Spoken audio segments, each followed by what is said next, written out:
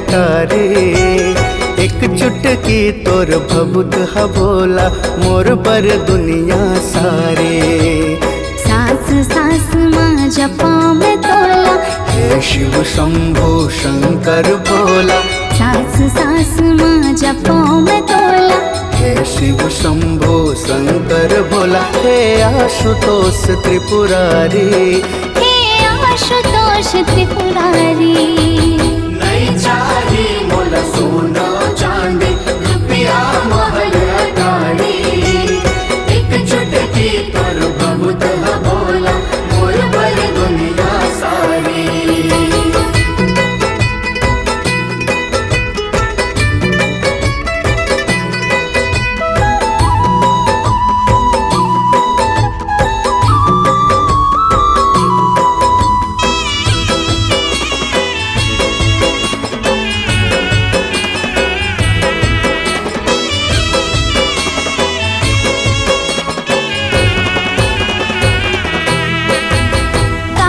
तिहि महाकाल तिहि अस सोहे अंतर्यामी। भोला सोहे अंतर्यामी।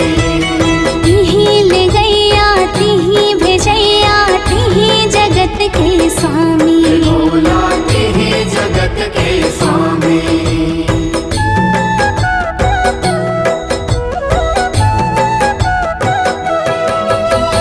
तीन लोक बस तीन नयन माँ त्रिलोचन शिव नामी। भोला त्रिलोचन शिव नामी। राम नाम माँ रमे प्रभु ते राम नाम पथगामी। भोला राम नाम पथगामी।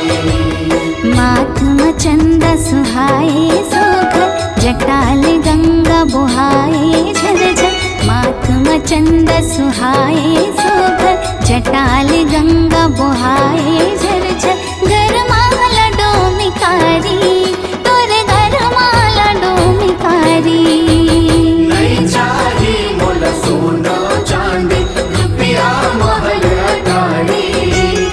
एक चुटकी तोर भभूत ह भोला मोर बर दुनिया सारी।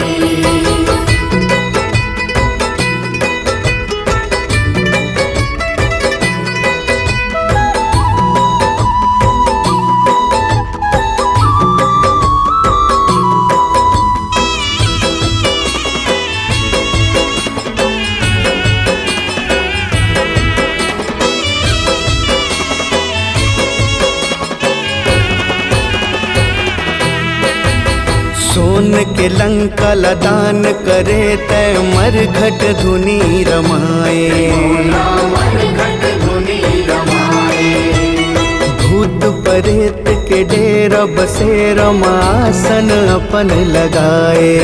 आसन अपन लगाए।